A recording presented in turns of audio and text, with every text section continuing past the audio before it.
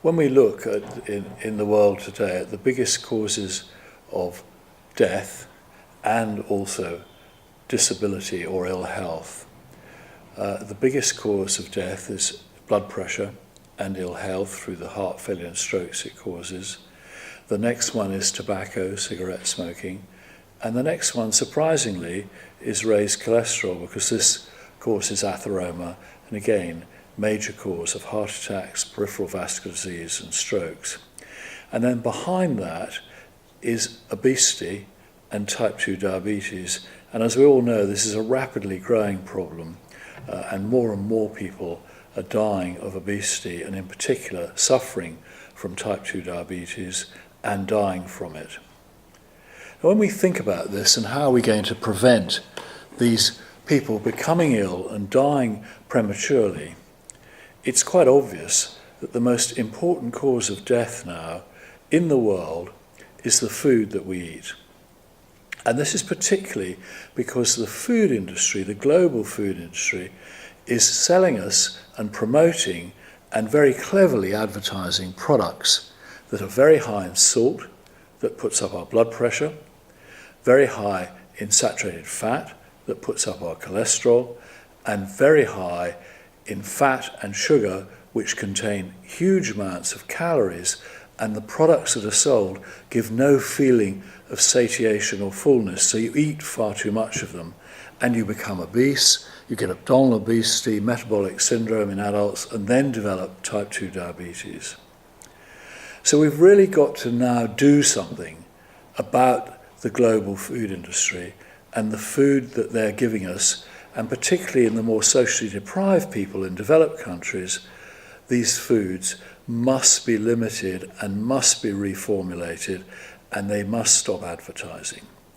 Now, we've been successful in the UK in slowly getting the food industry to slowly reduce the amount of salt in the food without people really realising. And most of the products in the supermarket that you buy, whether branded or own label, salt added has been reduced by between 20 and 40%.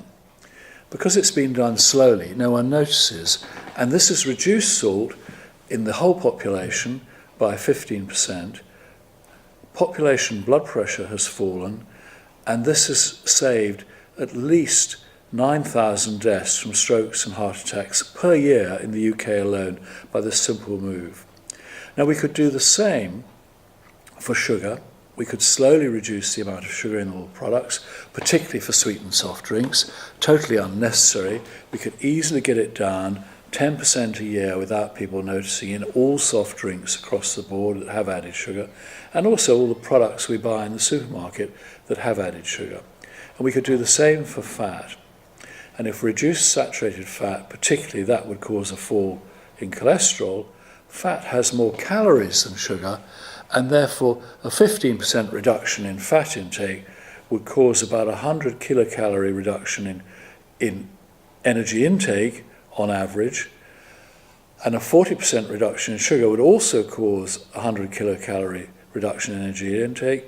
And if we stop promoting these products and ban the advertising of all unhealthy products, as well as reducing portion size and availability of these products, we reckon this would cut out another 50 kilocalories. In total, 250 kilograms would be removed from the average calorie consumption of consumers. And this would stop people getting obese and developing type 2 diabetes. Now, the question is the food industry prepared to do this? And the answer is they have to do it. And they've got a small window of opportunity to do that now, get together with governments and ministries of health to do this. Because if they don't do it, they will be forced to do it by regulation and legislation. And there's no need for that. The food industry does not need to slowly poison us.